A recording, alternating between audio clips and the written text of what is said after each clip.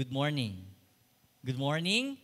Before we start, allow me to ask you guys, God is good?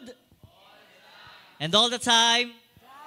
Amen. Good morning once again and welcome to the second service here at GCF Montalban. Before we start, allow me to read to you Psalms 95, verses 1 to 3. It says here, "Come, let us sing for the joy to the Lord. Let us shout aloud to the rock of our salvation. Let us come before Him with thanksgiving and extol Him with music and songs. For the Lord is great God, the great King above all gods." Let us pray. Heavenly Father, thank you so much, Lord, for this moment of worship.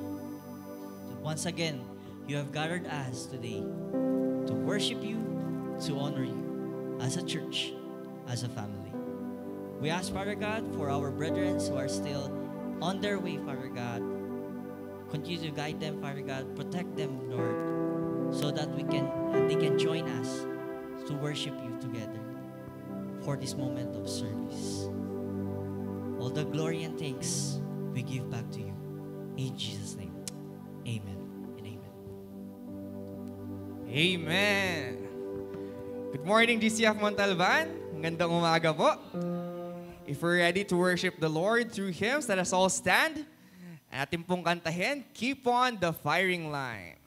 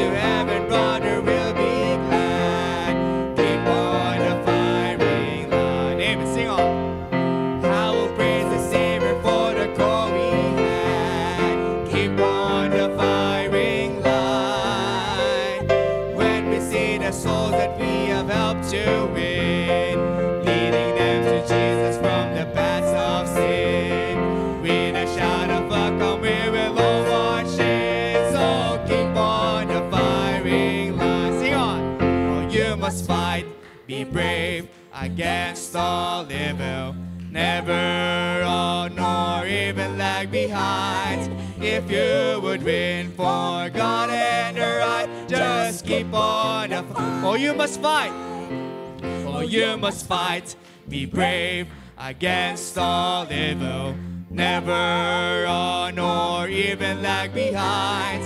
If you would win for God and the right, just keep on the firing line. Amen. Indeed, in every trials that we face, we can bravely fight because God is with us. At lahat po ng ating ginagawa, it is not in vain.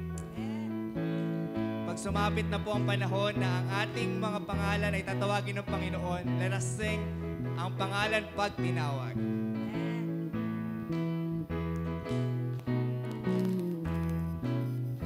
Pag trompeta ay hinipan at sumapit ang wakas, tayo'y dadalhin sa dakong marilag. Pag tinawag na ang ngalan ng lahat ng naligtas, naroon ako at tutugon agad. Ang pangalan pag tinawag, ang pangalan pag tinawag, ang pangalan pag tinawag, naroon ako at tutugon agad. Ang mga kay Jesus na naunang nangamatay, bubuhayin ang Panginoong banal. At kapag nagkatipon na tayo sa kalangitan, kay saya di na magkakawala. Amen, singon! Ang pangalan pag tinawag, ang pangalan pag tinawag, ang pangalan pag tinawag, naroon ako at tutugon agad. Tayo'y laging maglingkod sa Diyos magpahanggang wakas, ipahayag ang pag-ibig niyang wagas. Ang ating paglilingkod kapag natapos ng lahat, gantimpala ay kanyang igagawa. Ang pangalan pag tinawag, ang pangalan pag tinawag, ang pangalan pag tinawag, naroon ako at tutugon agad. Amen. Let's continue to worship God and be in His presence.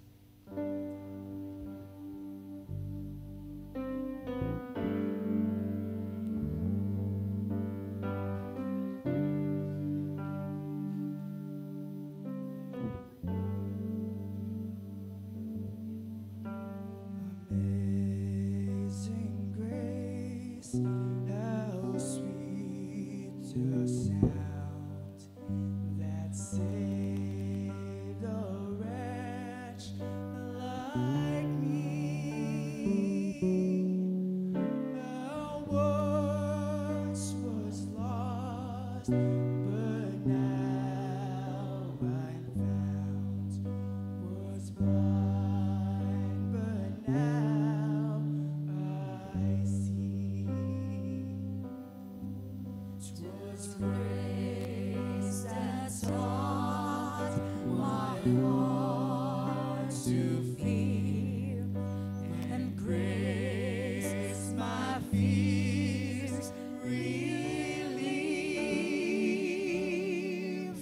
How precious did that grace appear the hour I first believed. My chains are gone.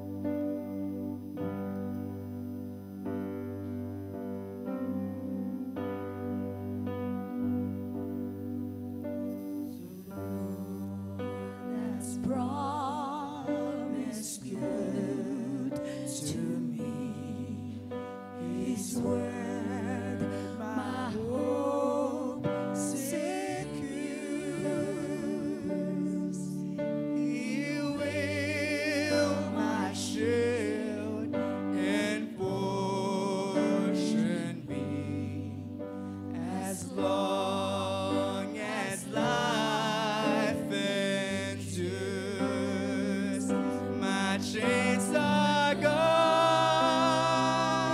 I've been set free. My God, my Savior has ransomed me. And like a flood, His mercy reigns. Unending love, amazing grace. Sing once again, my chains are gone. My chains are gone. I've been set free. My God, my Savior has ransomed me. And like a flood, His mercy reigns. Unending love, amazing grace. Oh Lord, how amazing is your grace. In this last verse, brethren, let us sing all together. It says that the earth shall soon dissolve like snow. The sun will forbear to shine. Lahat na nakita natin mawawala. But God who called us here below, He will be forever ours. We will be with God. Let us sing all together. The earth shall soon dissolve like snow.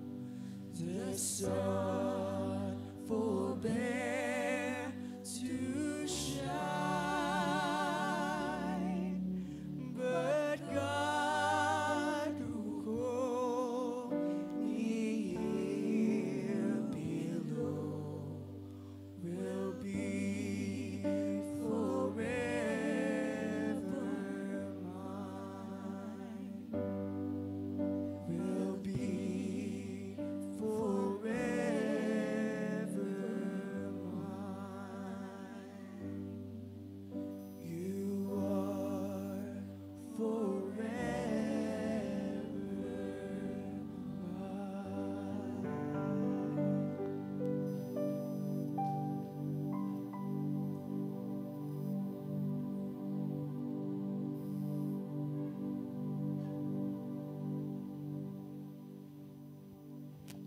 Let us all be seated.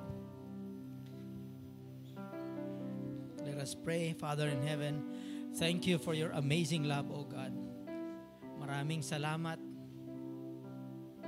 sa patuloy ninyong biyaya sa buhay po namin, Panginoon. We continue to surrender whatever in us, O God.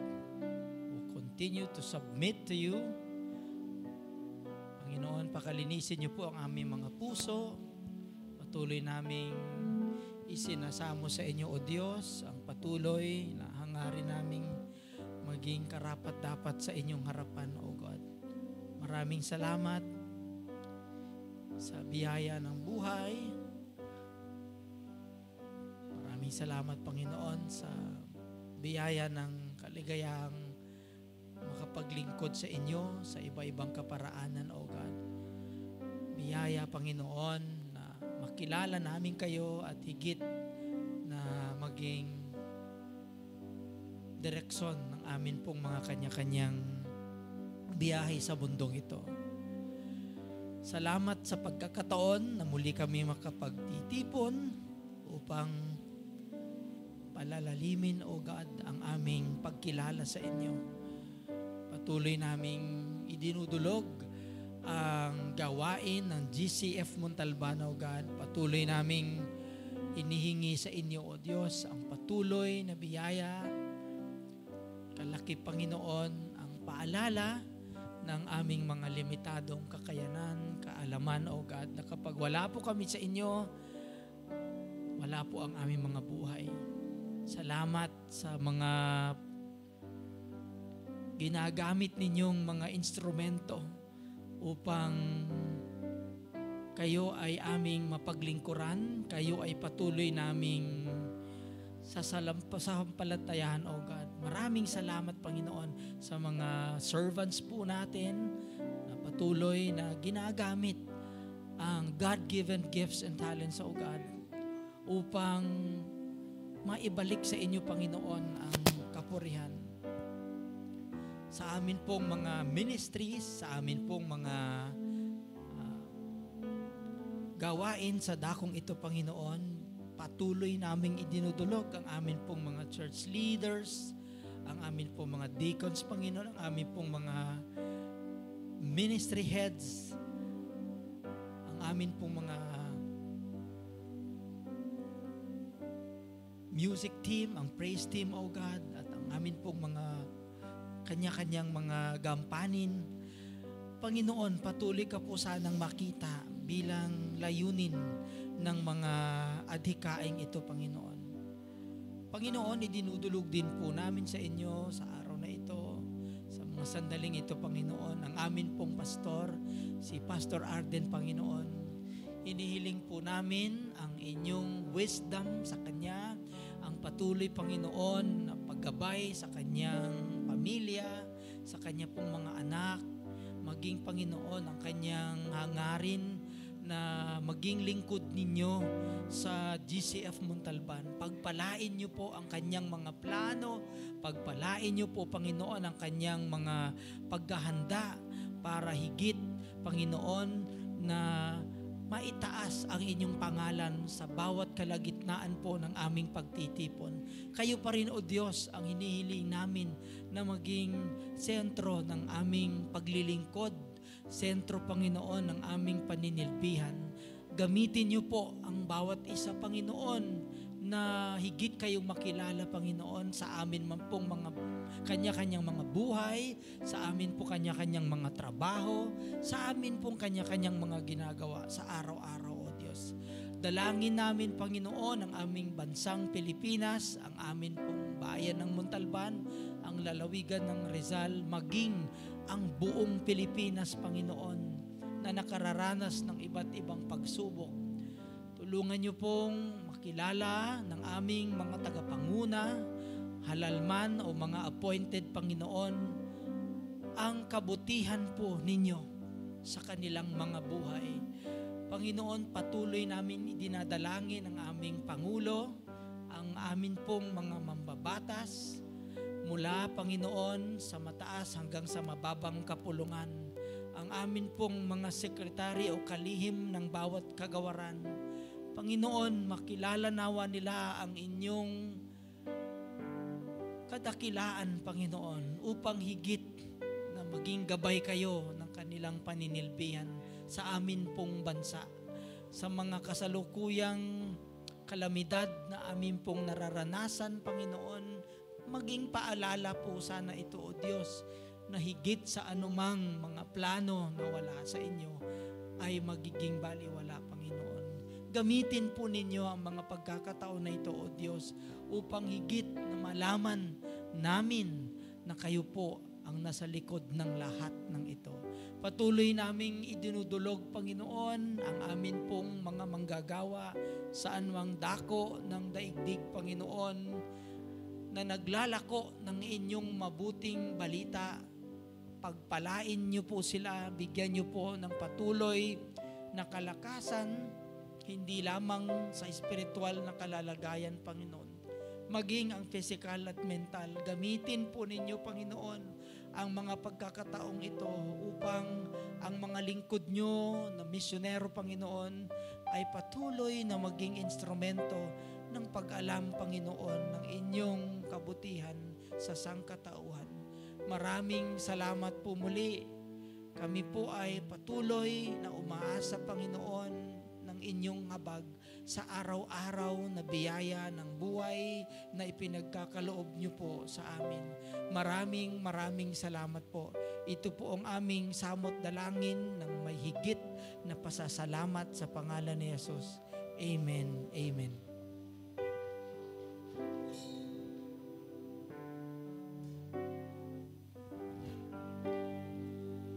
Children ages 3 to 16 years old are encouraged to join us in their Sunday school classes upstairs. And for those parents who have children ages 3 to 8 years old are encouraged to accompany their kids.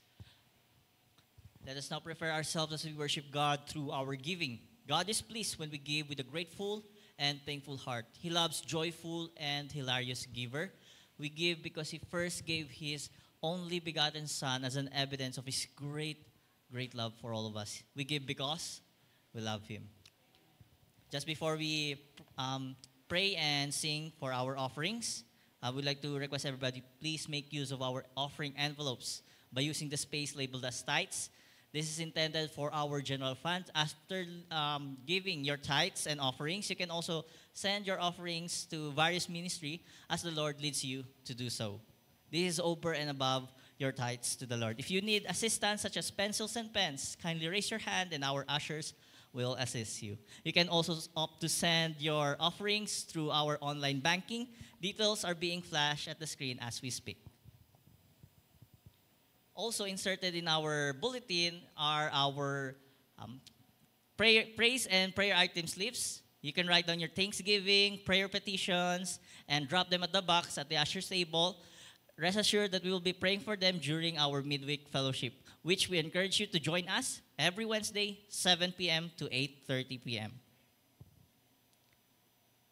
We'd also like to briefly acknowledge that our flowers for today are offered to the Lord by none other than Brother Daniel Kaknyo. Purihin ang Panginoon sa kanyang buhay. Now, if everybody is ready to worship God through our giving, then let us all stand as we sing our offering song.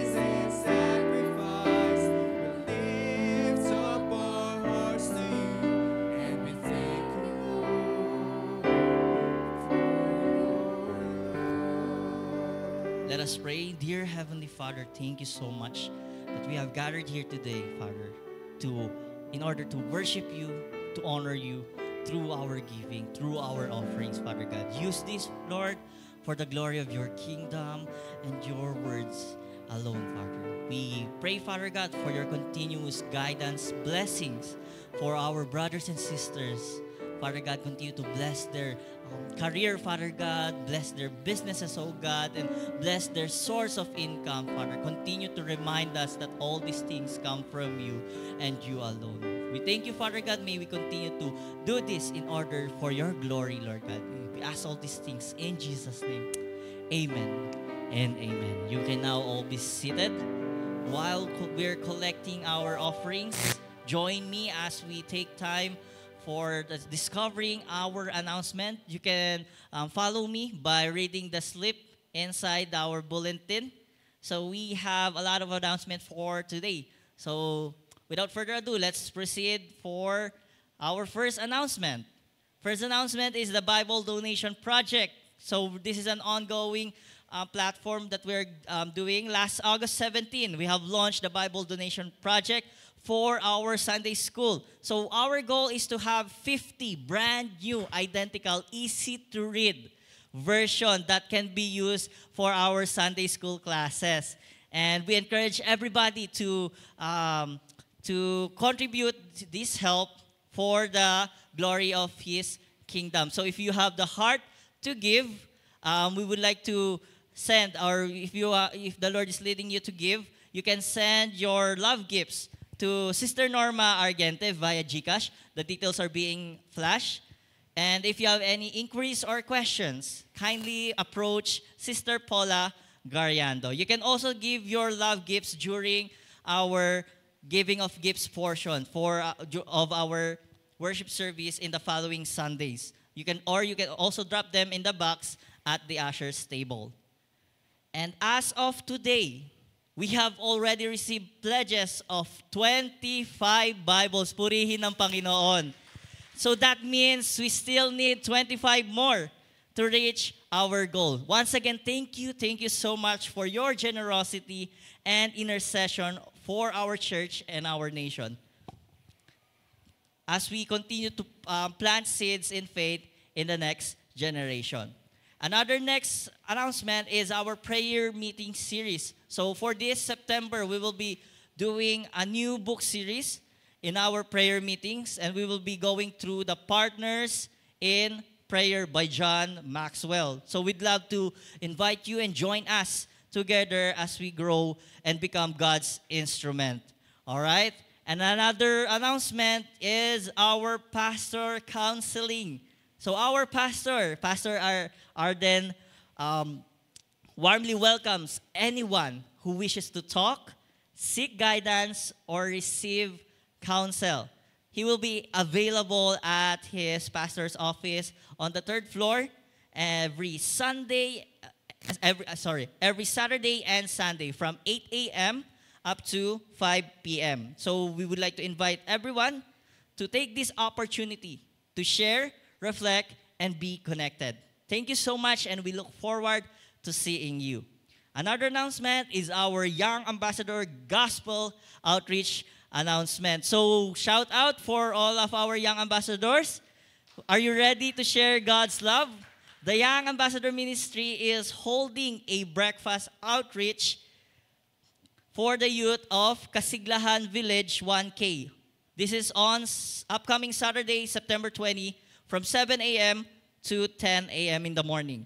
We need passionate youth and available singles, volunteers to serve, whether by sharing the gospel or by helping with other events task. If you feel called to help, please sign up at the usher's table after this service.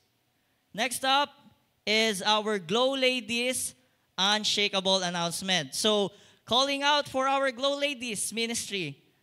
The Glow Ladies ministry is cordially inviting us to an early dinner fellowship with the theme of Unshakable Woman, Unstoppable God, taken in Psalm 62 verse 2. This will be held on upcoming September 20 as well, Saturday at 2 p.m.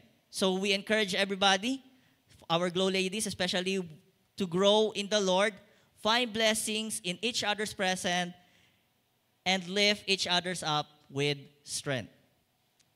Lastly is our couple study on Song of Songs. After a long wait, we are thrilled to resume our couple study on Song of Songs. So all of the couples are invited to join us here on upcoming September 28, immediately after the second service here at the worship hall. Rest assured that lunch will also be provided. So come and discover the beauty of love and relationship through God's Word with us.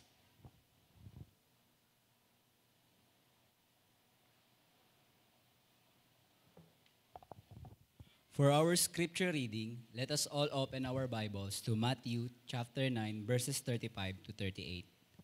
Again, Matthew chapter 9, verses 35 to 38. Let us all stand in reverence to God's Word. Let us read God's Word together in whatever Bible translation you may have. Jesus went through all the towns and villages, teaching in their synagogues, proclaiming the good news of the kingdom and healing every disease and sickness. When he saw the crowds, he had compassion on them because they were harassed and helpless, like sheep without a shepherd. Then he said to his disciples, "The harvest is plentiful, but the workers are few. Ask the Lord of the harvest, therefore, to send out workers into his harvest field." May the Lord add blessing to the reading of his word. Please be seated.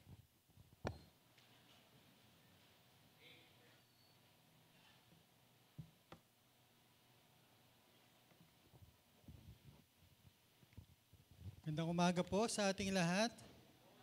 Morning. Ayan. So sa oras na ito, no, nandito na po tayo sa September. Kaya batiin nyo ang inyong katabi ng Merry Christmas. Yeah, bare months di ba? So naunahan na nga tayo ni Jose Marichan. Pero sa totoo lang, di ba? Tayo yung pinakamahaba yung selebrasyon natin ng Pasko. No, bare. Kaya yung iba sa atin parang hindi na makangiti. Kasi puro shopping na naman yan eh. Ayun. So, pero sa ating sermon series for this month, tatalakayin po natin yung core values ng ating church. Actually, ito pong inadapt natin yung core values ng CBAP. Remember, yung church po natin ay under ng Conservative Baptist Association of the Philippines. Kasi minsan parang pag GCF, parang solo lang, hindi po, no? Under yan ng CBAP. At yung core values ng CBAP, ito po yung pag-aaralan natin for the whole September. Dahil alam natin, napakahalaga ng core values. Sabi nga dito, yung core values are the compass of the church. Di po ba? Without them, we lose direction. With them, we stay aligned with God's purpose. Dahil yun ang gusto natin, no? Yung ating church ay talagang naka-align sa purpose ni Lord. Kaya last month, diba, tinalakay natin, the reason why we are here is to honor and glorify the Lord. It is not our church, it is His church. So dapat siya yung nasusunod sa church natin. At ito po, yung pag-aaralan natin, yung core values na ito. Yung binasa nga po natin, doon po makikita natin na talagang ang Panginoon ay patuloy na naglilingkod. Di po ba? Pumunta siya rito, sabi nga sa Mark 10, He came not to be served, but to serve. Di po ba? Nagpagaling, nagpakain, ang dami po. Talagang kung papansin na talaga natin, no, ang Panginoon walang kapaguran talaga sa paggawa ng kanyang ministeryo. Pero yung nakita niya, mga kaibigan, ay nagkaroon siya ng compassion. Sabihin nga po natin, compassion. Ayan, talagang parang nalulungkot agad kayo pag pinag-uusapan ng compassion. Ano po? So tignan natin, paano nga ba tayo magkakaroon ng compassion for the lost? Kasi minsan tayo, nawawala tayo eh. No, bilang Kristiyano, dapat meron pa rin tayong puso sa iba. And natutuwa tayo kanina sa first service ha. Salamat sa mga natin, no, walang kapaguran rin itong mga praise and worship natin, presider natin, no.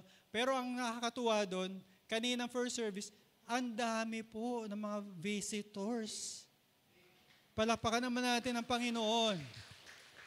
Di po ba yan yung message natin last month, ang gagawin lang natin, yung pinagagawa ni Lord, siya na bahalang mag-akay, di po ba? Magligtas, hindi naman tayo tagapagligtas eh.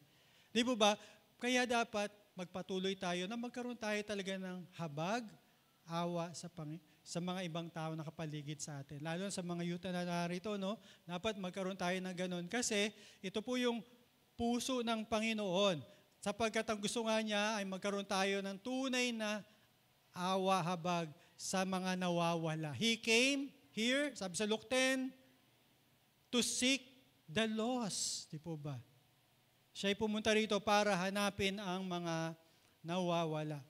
Sabi nga dito, mga kaibigan, 1 Timothy 2 verse 4, God wants everyone to be saved and to know the whole truth. Ito po yung heartbeat ni Lord na bawat kilala natin, basta tao yan, mga kaibigan, nais ang Panginoon makasama niya.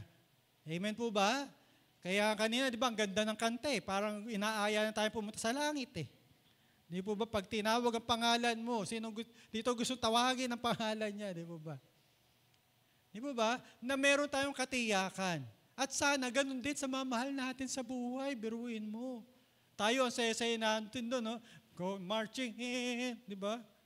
Tapos nakita natin yung mga kamag-anak natin, mga mahal natin sa buhay, ando sila pabulid sa... Kaya po, ngayon pa lang, kailangan po natin ng puso na kagaya ng Diyos, na lahat ay maligtas. Paano nga ba tayo magkakaroon ng compassion for the lost? Tignan natin, balikan natin yung binasa kanina. When He saw the crowds, He had compassion on them because they were harassed and helpless, like sheep without a shepherd. So from the word, He saw the crowds. Dito makikita natin na meron talaga si Jesus na mata para makita yung pangangailangan ng ibang tao. Hindi lang niya nakita yung madlang people, yung crowd, na wala lang. Kundi mas tinignan niya na itong mga to ay nawawala. They were lost. Jesus saw the real need of that person. yung mga taong pinagmiministeryuhan niya. Although siya po yung nagbibigay na ng kanilang mga pangangailangan, di po ba? Nakita niyo, di ba? Nagpapagaling, nagpapakain. Pero ang nakita ni Jesus, hindi ito ang tunay nilang kailangan. They need a spiritual. They need forgiveness. They need someone, no, like the shepherd na si Jesus. Siya ang kailangan nila. Kasi temporary lang yung pagkain, yung mga physical, di po ba ang kailangan nila talaga tagapagligtas. Kumisa kasi tayo ganyan. No, pagka gusto natin sharean yung iba, yung babahagi ng salita, hindi kasi maganda na buhay nila eh. Stable na, maganda yung mga trabaho, may mga ganito. Ang dami ng luxury car, kaya ayoko na. I-sharean siya. Akala natin, wala na silang kailangan. Pero ang katotohanan, they need a Savior. Mas kailangan nila yung tagapagligtas ng shepherd. Kaya sabi ni Lord, di ba, they were like yung helpless, harassed. Alam niyo po ba, meron po raw tayong 8.24 billion na tao ngayong sa buong mundo. 8.24. If you will just visualize that, yung bang lahat na yon ay mapupunta sa kasama ng Panginoon, sa langit, or baka 1/4 lang. Or minsan 1/3 lang. No? Kaya nga si Lord, sabi 2 Peter 3, verse 9 and 10, hindi siya, hindi niya tutuloy yung pangako niya pagbabalik. Pero, dahil ayaw pa niya bumalik, kasi marami pang hindi nakakilala sa Kanya. That is the reason na ang tagal-tagal na nag-iintay tayo, mula pa panahon nila Pablo, nag-iintay na ng pagbabalik ng Panginoon, kaya hindi po siya makabalik kasi marami pang mapapahamak. Amen po ba? Kaya po dapat magkaroon tayo ng habag sa mga hindi pa nakakilala sa Kanya. Kagaya nga po nung sabi dito sa John 4, isang situation na kung saan ay pumunta pa si Jesus, he went to Samaria, yung region ng Samaria, para lang i-meet itong isang babaeng ito. Sabi dito, don't you have saying, it's still 4 months until harvest. I tell you, open your eyes. Ayun na naman. Open your eyes and look at the fields. They are ripe for harvest. Kailangan lang natin buksan yung ating mga mata. Akala natin, hindi tatanggap yan. Akala natin, ayaw nila. Hindi mo lang alam. You just need to open and recognize their needs. Amen po ba? Alam nyo, ang talagang intentional to, pumunta siya, sabi sa verse 2 ng John chapter 4, sabi niya ganon, I must go to Samaria. Para lang para kanino? Sa isang babae na may 5 asawa. She cohabitated 5 men. Biruin mo yun. Hindi niya pinakasalan. Pero nag-meet sila, di ba? Ano ginawa ni Jesus? Pinagalitan ba? Ikaw talaga, napaka-ano mo. Hindi. Hinusgahan ba niya? Hindi. But he rather shared that he is the Messiah. Ako nga ang tagapagligtas. Di po ba? Pinapakita dito, mga kaibigan, ano man ang kamalian natin, ano man kasalanan natin, para sa tingin ng society, ay parang karumal-dumal na, sa Panginoon, ikaw ang hinahanap niya. He will not judge you. Kahit nga yung nangangalo niya, John chapter 8, diba? Yung sumusulat siya sa lupa, ano sabi? Tapos na ba sila? Sabi niya gano'n, sino walang kasalanan, unang bumato? Walang bumato eh. Ano sabi niya? Nandiyan na pa ba sila? Umalis eh. Sabi niya gano'n, sin no more. Sabi niya, I myself will not judge you, but sin no more. Ang Panginoong Yesus, gano'n yung habag niya. Mga kaibigan, mga kapatid, kaya po dapat ganun din po tayo. Kung minsan kaya hindi natin makita yung mga pangangailangan na nasa paligid natin kasi masyado tayong nakafocus sa ating pangangailangan. Di po ba? Meron po ba sa inyo ganyan? Aminin po natin ha. Sabi, tutulungan pa natin siya. Tayo nga, hindi nga natin kayang matulungan sarili natin. Yung minsan ganun tayo mentality. Di po ba? Siya pa ba unahin natin? Tayo nga ganun. Hindi naman sinasabi ni Lord na lahat ibigay mo. Ibig sabihin, tumulong ka. Di po ba? Kasi sabi nga dito, we need to beware of allowing our wants and even real needs to blind us to or make us indifferent to the needs of others. Kaya hindi na tayo makatulong, which is sa totoo lang, meron naman tayong kakayahang tumulong, ayaw na natin. Bakit? Kasi inuuna natin yung ating sarili.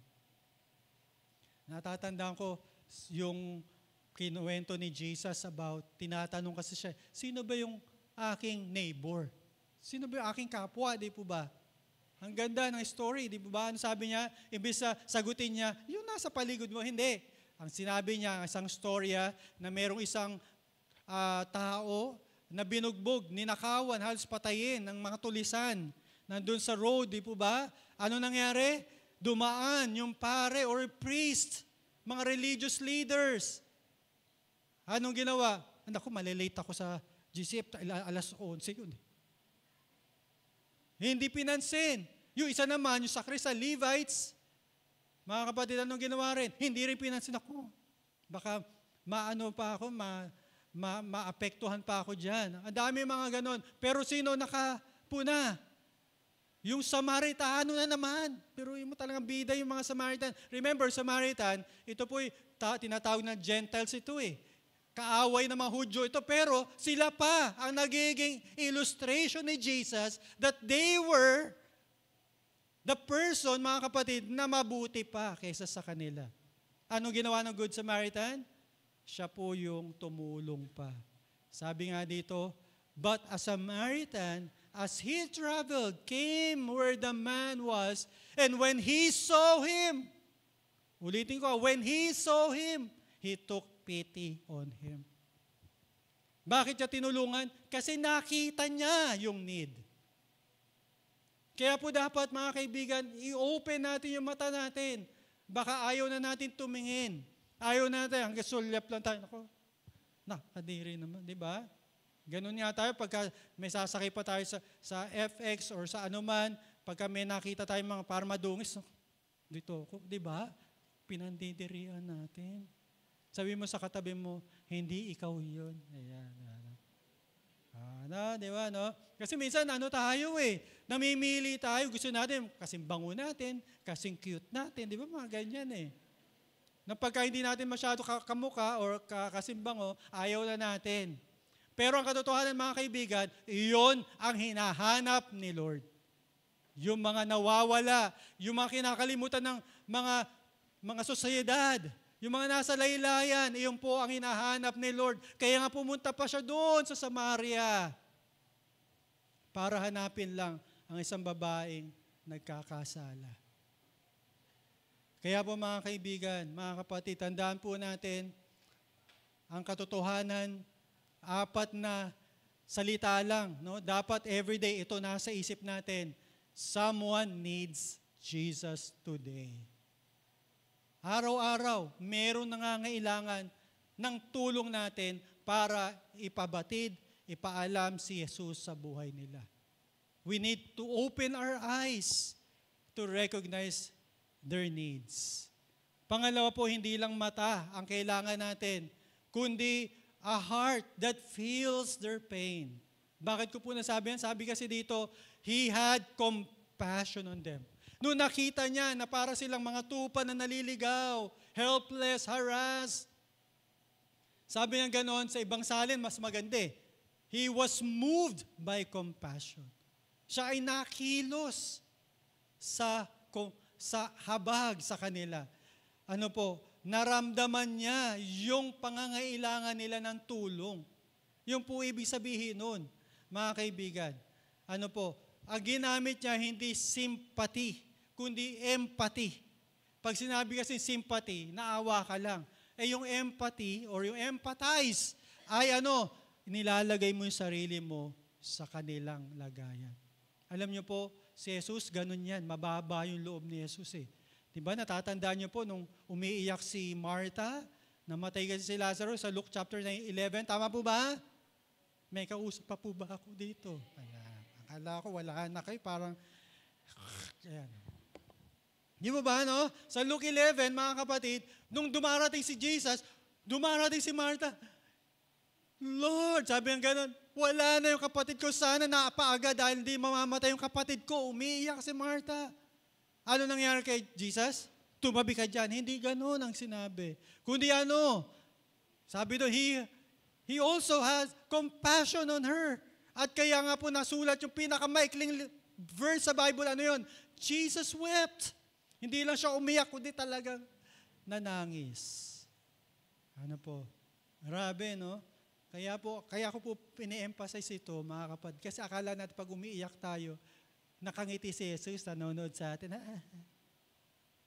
Mga kapatid, hindi ganon si Jesus. Kapag naiiyak ka rin, di po ba? Tayo mga Pilipino, masyadong emotional tayo eh. Tama po ba? Ayaw niyo pang aminin, mga kapatid eh. Nanonood ka lang ng TV. Bakit umiyak? Kasi nagkahiwalay sila, Liza. Biruin mo, di ba? Ganon tayo. Ano ka ba? Bakit umiyak? Kami nga ni Miss, pag nanonood ng K-drama, na may tissue na alam ko na O, ikaw na Di po ba kasi masyado tayo emotional? And Jesus, mga kapatid, ganun po. Dapat kasi ma-picture out natin sa utak natin. Kasi meron tayong parang tingin sa Diyos na parang stoic lang siya. No? Yung sinatawag na stoicism na ibig sabihin, wala siya pakiramdam. Ganyan lang. Pag umaawit.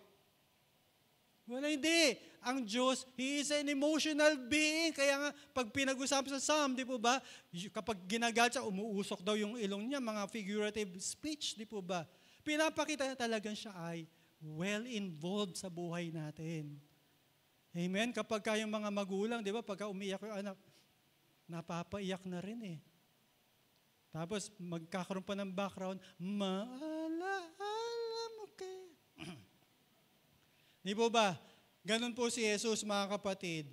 Nakita niya na parang sila yung mga tupa na kailangan ng pastol. Kaya sabi dito sa Isaiah 53, all we like sheep have gone astray. We have turned everyone to his own way. Parang nakita ni Jesus na gano'n. Sila po ay kailangan ng gabay. At parating, pag pinag-uusapan yung tupa, ito po yung metaphorical symbol natin. All we like sheep. Sapagkat ang tupa nga, di po ba, parati natin naririnig ito, ang tupa po, geographically, sila po kinoconsider na moron. Ibig sabihin, wala talaga, kumbaga, hindi nag-iisip. Kapag wala ang pastor, mapapahamak sila, they cannot defend themselves, hindi nila kaya, at danger, at kapag wala rin po ang pastor, mamamatay sila.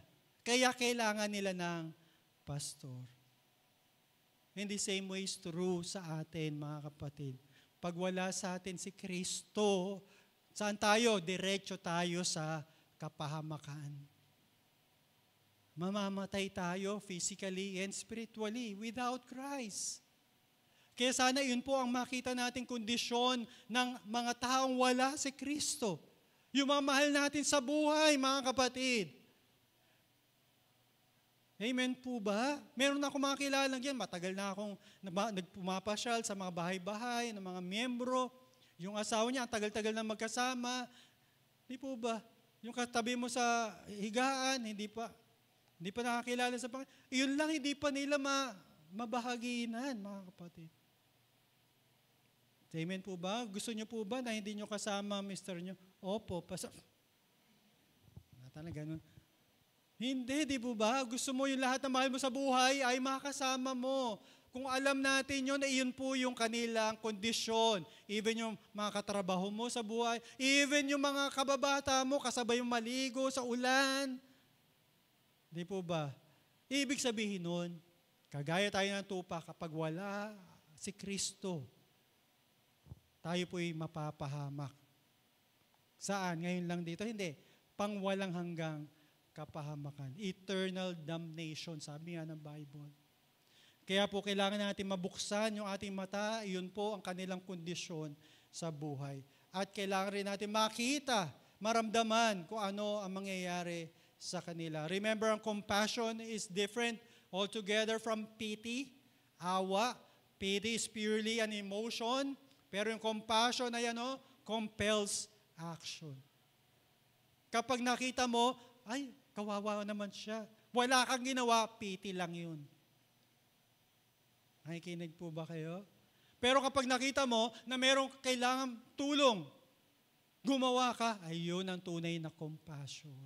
Kagaya ulit ang Good Samaritan, di ba? Nakita niya.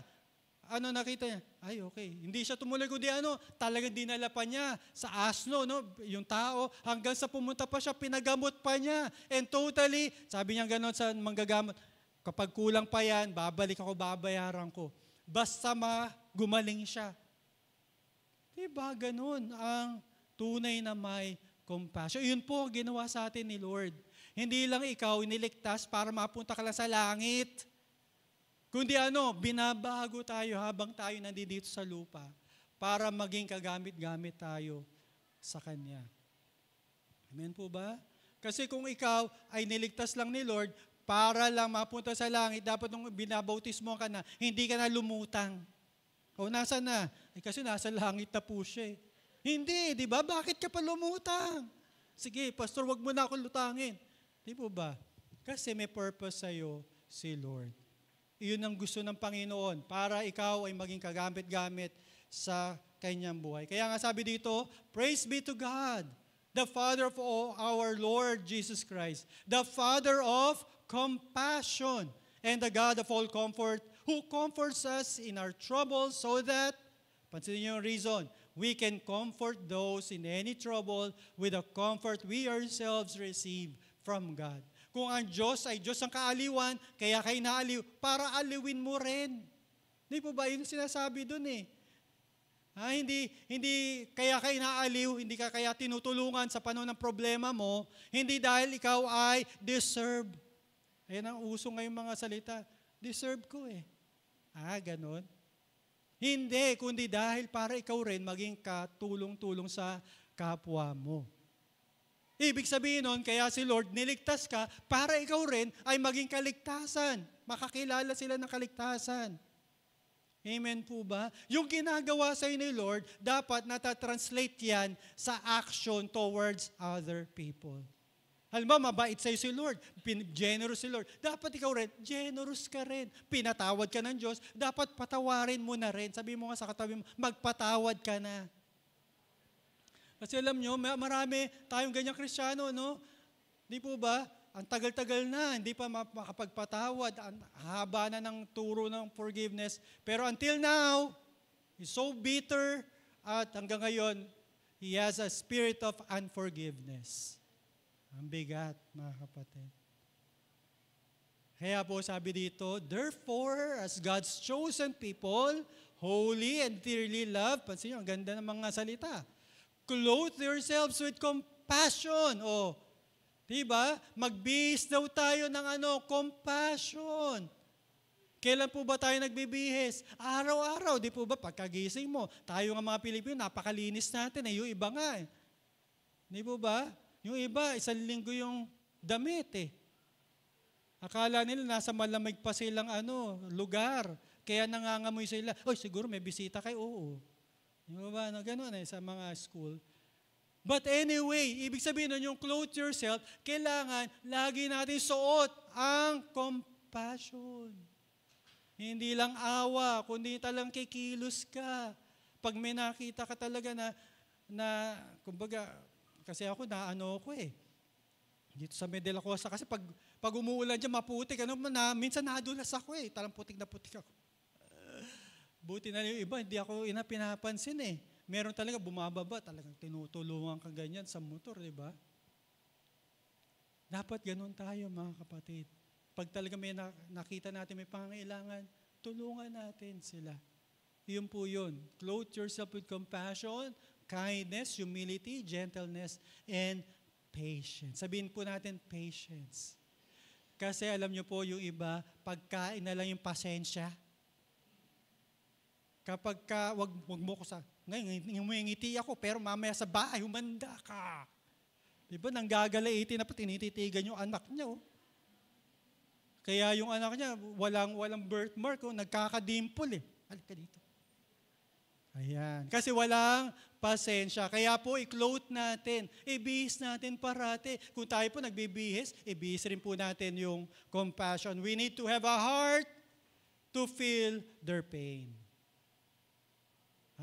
Pusong nararamdaman. No? Kaya pag sinayang nalulungkot, I feel for you. Wow, di ba?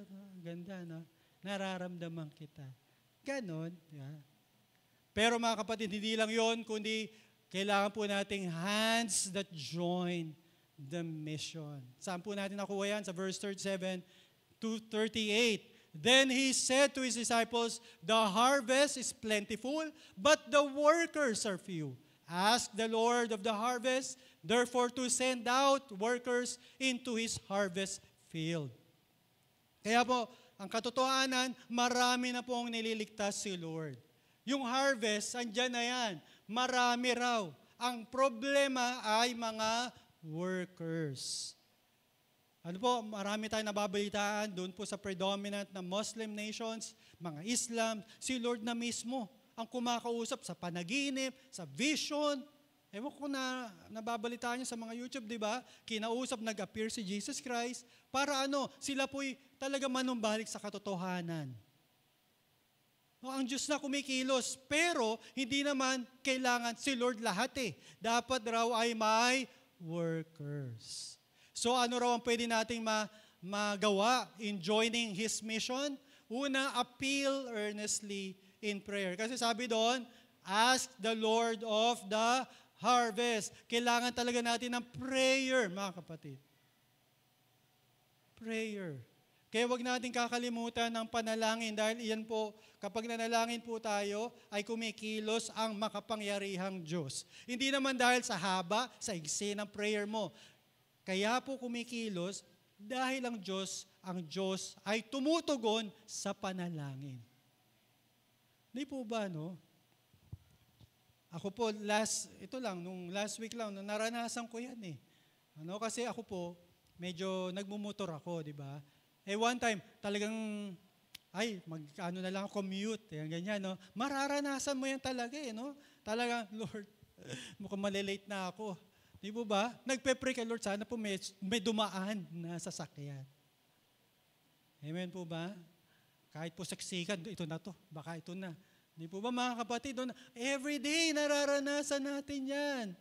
Akala mo single prayer lang, pero si Lord, nakarinig sa atin, tumutugon mga kapatid. And even during that time, na kailangan natin, Lord, laksan mo ang loob ko para ma-share ko ang kabutihan mo. We need prayer, sa totoo lang. Kasi kung tayo lang, bakit pa ba ako mag-share? Basta ako, kontento na pag tinawag ang pangalan ko, sa langit ako. Ano pang concern ko? Pero nga, ang turo nga sa atin, kailangan magkaroon tayo ng puso para sa iba. Amen po ba? Sabi dito sa Acts 4, after they had prayed, yung congregation nag-pray, the place where they were meeting was shaken. They were all filled with the Holy Spirit and they spoke God's word without fear. Yung prayer pala ang nagbibigay sa atin ng kapuspusan ng Banal na Espiritu while we are praying. While we pray, mga kapatid, the Lord will generously give His empowerment to us so that we can share the goodness of God to other people. Kaya po napakahalaga ng panalangin, individually and corporately. Kaya kung hindi pa po tayo uma-attend sa prayer meeting, nandiyan pa po ba kayo, mga kapatid? Parang sabi ng iba, Amen.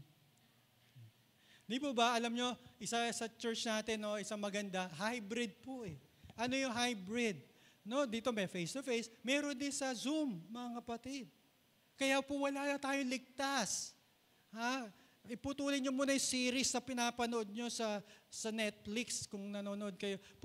Bigyan nyo lang 7 to 8:30. Kasi sabi doon, habang nagpe-pray tayo, may nangyayari pag tayo nagpe-pray magkakasama. Ganun po kalakas ang Panginoon. Kapag tayo po magkakasama, tayo po ay sasagutin niya. And even in the book of Ezekiel, meron po sinabi si Lord dito I searched for a man among them who would build up the wall and stand in the gap before me for the land.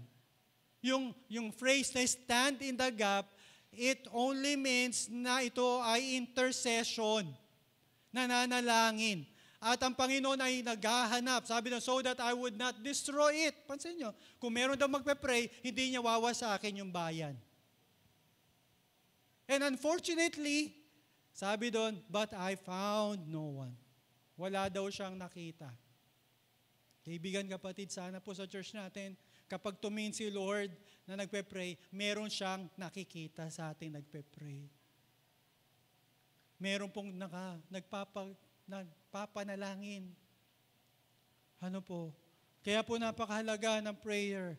At ito po'y kasama sa mission ng Panginoon. At hindi lang prayer, mga kaibigan, kundi ano pa? Avail yourself to God. Kasi sabi doon, di ba? Pray for the Lord of the harvest, send more workers. Send more workers. Ibig sabihin po ba nun? Kasi tayo lahat, ganyan eh. Minsan pag may pangailangan, sinong gusto mag-pray? Pastor, si kapatid. Akala ko ikaw, yung pala, tinuro mo yung kapatid. Di ba ba? Tayo minsan ganun. Pag nagpe-pray, Lord, sana po hipuin po si elder, Lord, na magbigay. Bakit hindi ikaw? Hindi natin alam, kapag tayo nagpe-pray, tayo po ang kinakausap ni Lord. Bakit kaya parang may burden akong gusto kong bisitahin siya? Ay, pag-pray ko na si pastor na mag-visit. Hindi, kaya ka nilalagyan ni Lord ng burden dahil ikaw ang tinatawag niya mag-pray. Amen po ba? Tinatawag niya. Alam niyo kung bakit? Sino po ang kausap ni Jesus ito? Sabi niya, pray for the Lord of the harvest that they may send workers. Sino? Yung disciples di po ba? Meron bang ibang ginamit si Lord na magpalaganap ng mabuting ba? Sila rin naman, di po ba?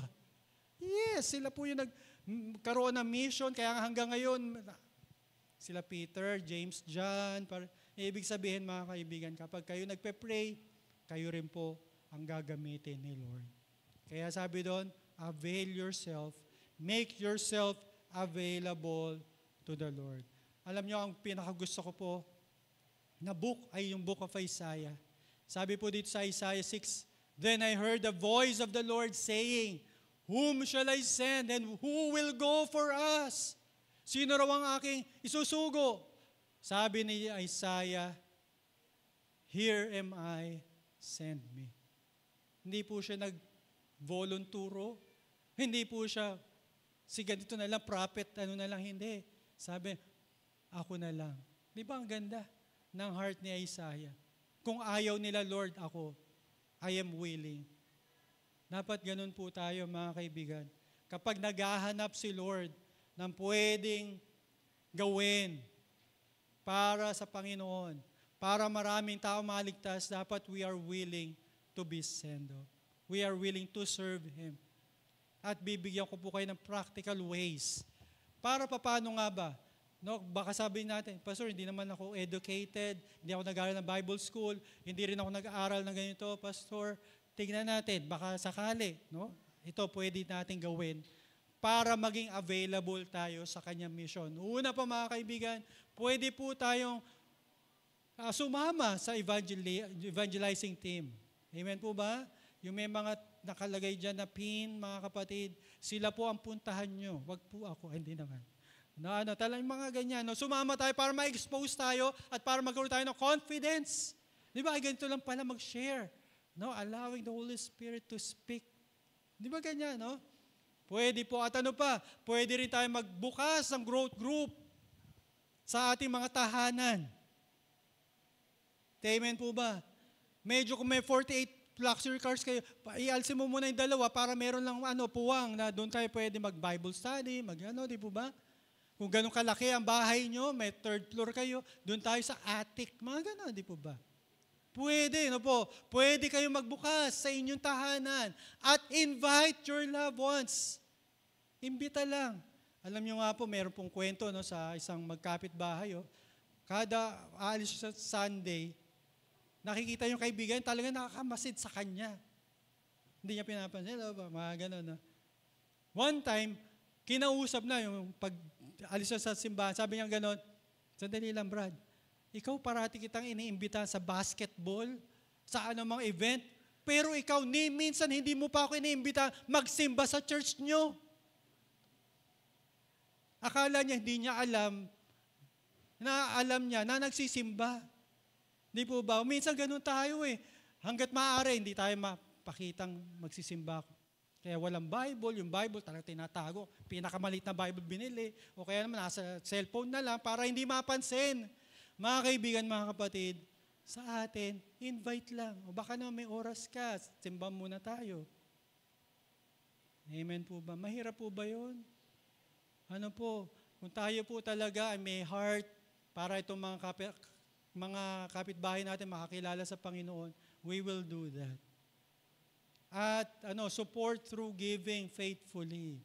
Magbigay po tayo. Meron po tinatawag sa mission na mission field na sender and goer. Yung goer, sila po yung pumupunta sa mga iba't ibang bansa, iba't ibang mga lugar, di po ba? Tapos yung sender naman, they support financially. Naniniwala tayo na wala po makakapunta pa doon sa Pakistan, sa Iraq, or sa China kung walang suporta. Naniniwala po ba kayo doon? O kayo, sige, pumunta kayo, walang support, di ba? Mahirap yun, mga kapatid. Even si Paul nag-admit, he testify in his letter in Philippi, sabi niya dito, as you know, you Philippians were the only ones who gave me financial help when I first brought you the good news and then traveled on from Macedonia. No other church did this. Even when I was in Thessalonica, you sent help more than once. Ibig sabihin yung mga Philippians believers, yung mga taga-Philippi, sila po talaga yung naging supporter ni Paul. Amen po ba? No, kaya dapat, kung gusto mo maging talagang kasama sa mission ni Lord, dapat po maging tapat tayo sa pagbibigay. Support. At anong promise niya sa verse 19? Ito parati kino-quote natin to, yes, Lord, yes.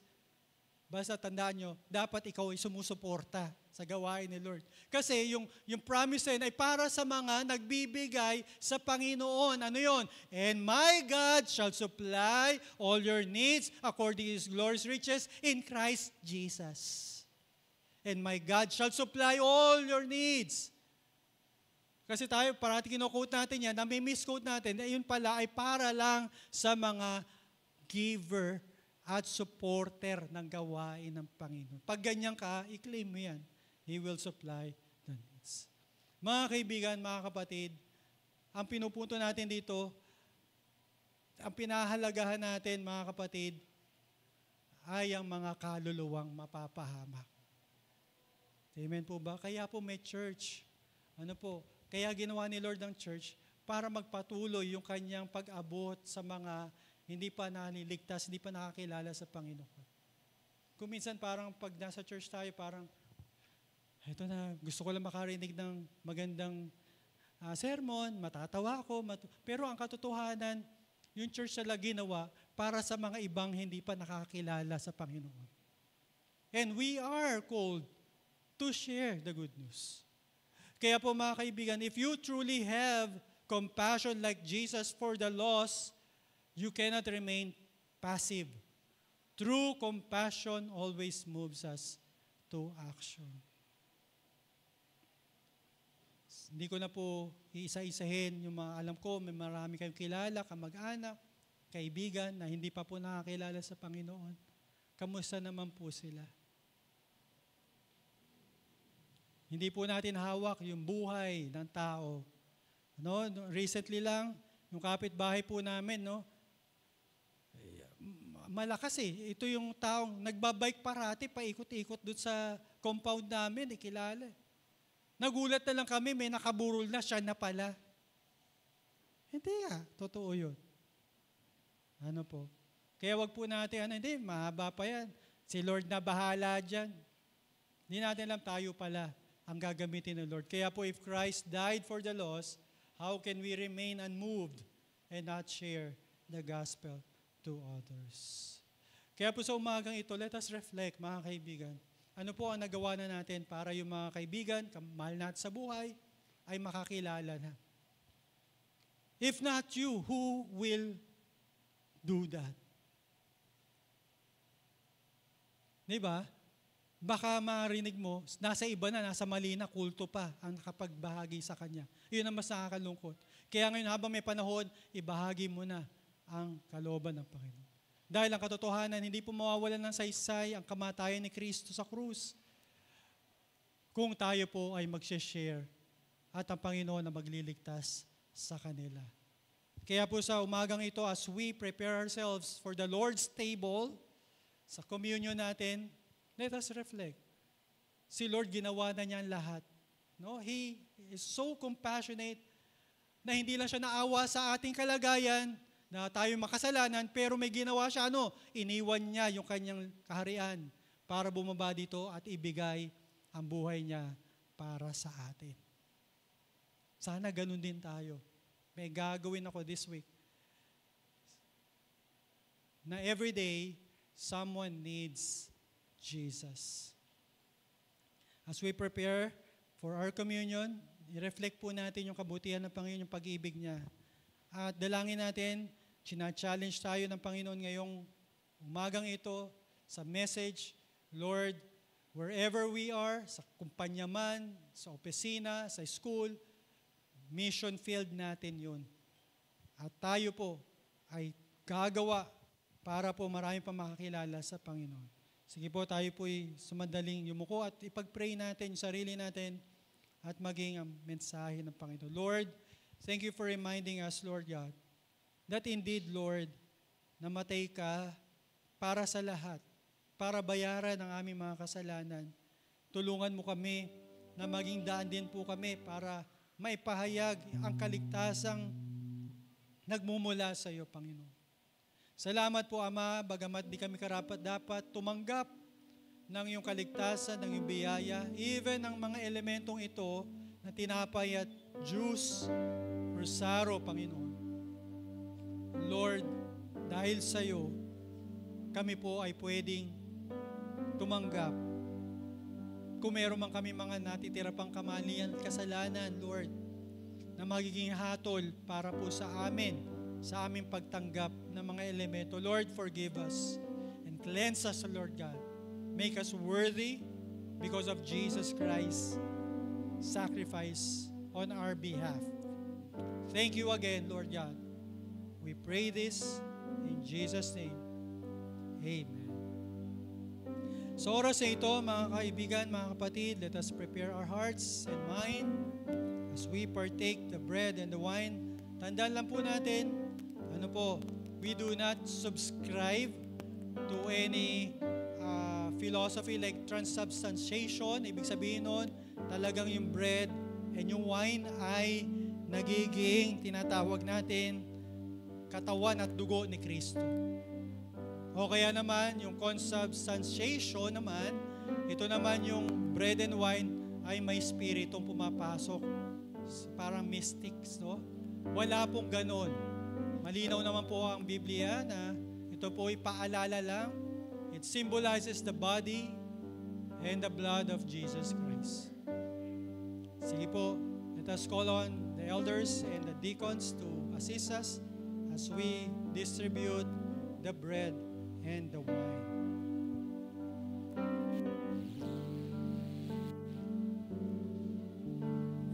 Amazing grace, how sweet the sound that saved a wretch like me.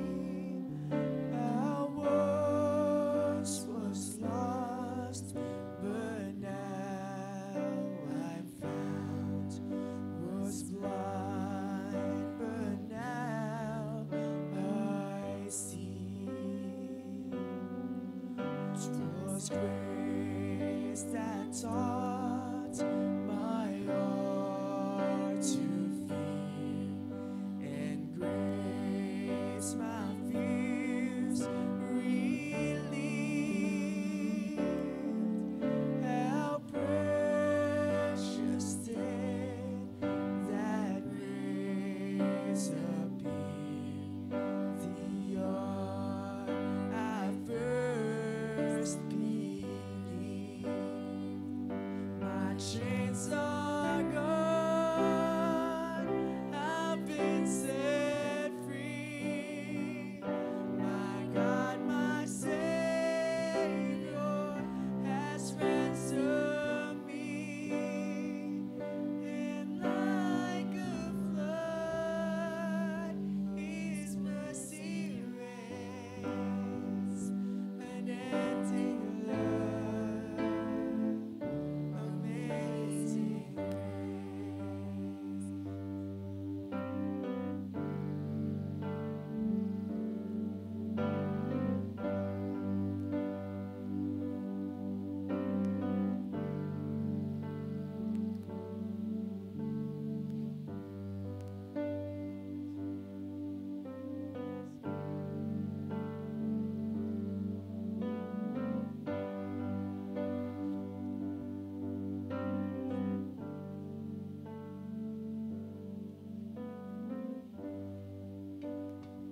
Let us all rise. Let us all stand up and let us hold the bread. Ito po ay simbolo ng katawan ng Panginoon. Hindi niya po pinagkait ang kanyang buhay para po tayong lahat ay maligtas. The Lord Jesus, on the night He was betrayed, He took bread, and when He had given thanks, He broke it and said, "This is my body which is for you. Do this in remembrance of me." Let us all partake.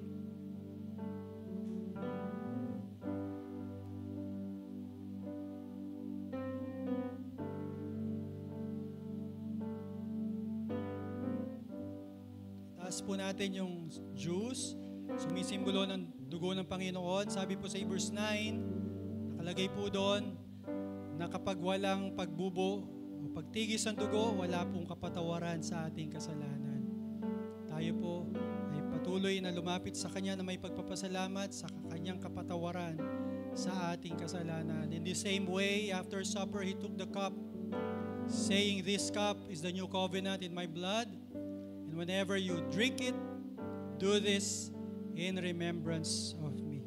Let us all partake.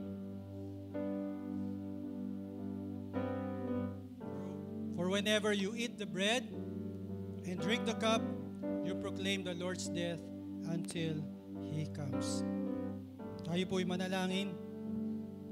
Panginoon, salamat po, Lord, for being faithful to us. Thank you, Lord.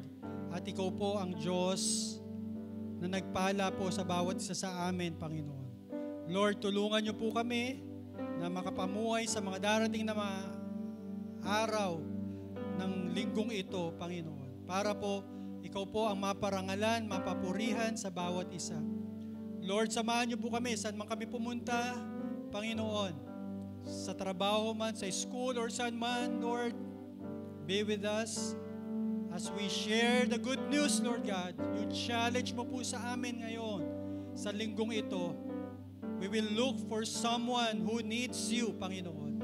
And help us, Lord, na talagang maging makapag-share kami para sa iyong kaligtasan, Panginoon, na pinagkalob sa kanila.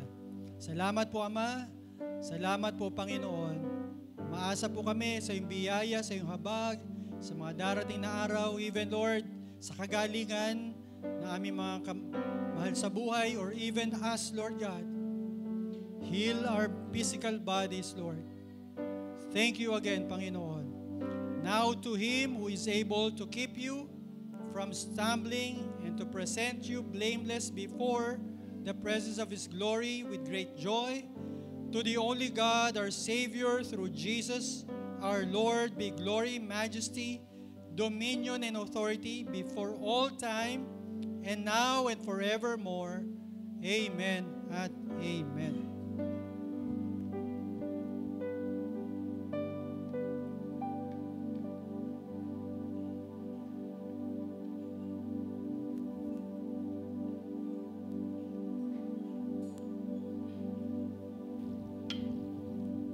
Thank you so much, Pastor Andrew, for such wonderful reminder for all of us. You may now all be seated. It has been customary here at GCF Montalban to acknowledge and greet our birthday celebrants for each month. So today we would like to greet all the celebrants of the month of September. In order for your birthday, kindly watch this video prepared for all of you.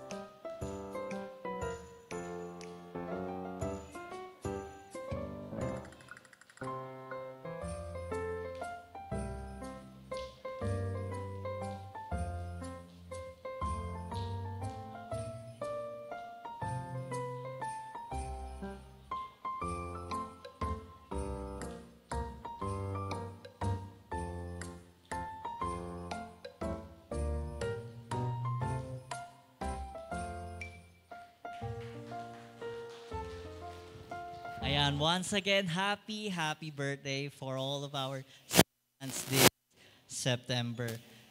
So let us now prepare for them. Let us pray for our birthday celebrants, our brothers and sisters in Christ. Join me in prayer as we pray for our brethren. Dear Heavenly Father, thank you so much for the lives of our brethren, Lord God, who are about to celebrate their birthdays, Father God, this month of September. Thank you so much once again for your continuously guidance, blessings, and protection to all of them. For our brothers and sisters in Christ, Lord, we pray that you continue to use them, Father God, as your instrument, as your mouthpiece, Father God, to proclaim your words, to proclaim who you are in our lives. May we continue to seek you, honor you, and praise you, magnify your name. In Jesus' name, amen and amen. Once again, happy birthday. Before we let you go, we would like to request everybody to please return our bulletins so that we can use them for our next Sunday service. However, all the slips inserted in the bulletin are for yours to take home. Thank you so much for your cooperation and understanding. At this point of time, we would like to recognize our guests and visitors. If this is your first time coming here, visiting here on our Sunday service at GCF Montalban, we would like to request for you to stand up so that we can recognize you. Are there any first-timer here? First-timer? How about second-timer? Second-timer? Third-timer? None? If none, let us all stand, greet one another, shake each other's hand as we sing our welcome song. We welcome you today to our fellowship. We are glad to see you share your life with us.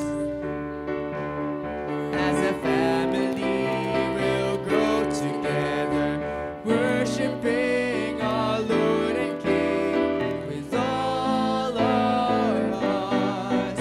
We welcome you to GCF. Amen. For our last song po, let us sing Keep on the Firing Line.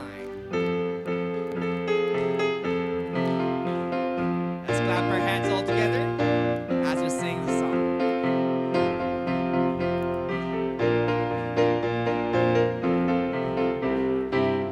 Sing. If you're in the battle for the Lord and right, keep on the firing line. If you win, my brother, surely you must fight. Keep on the firing line. There are many dangers that we all must face. If he dies of fighting, it is no disgrace. Cowards in the service will not find a place. So keep on the firing line. You must fight, be brave against all evil. Never on or even lag behind. If you would win for God and the right, just keep on the firing line. Second stanza. God, we only use the soldier he can trust. Keep on the firing line. If you wear a crown and bear the cross, you must keep on the firing line. Life is but to labor for the master dear. Help to banish evil and to spread good cheer. Great you'll be rewarded for your service here. So keep on. For the last time, let's sing the chorus. Oh, you must fight, be brave against all evil. Never on or even lag behind. If you would win for God and the right, just keep on the firing line. Amen. Thank you very much for joining us service. See you again next Sunday.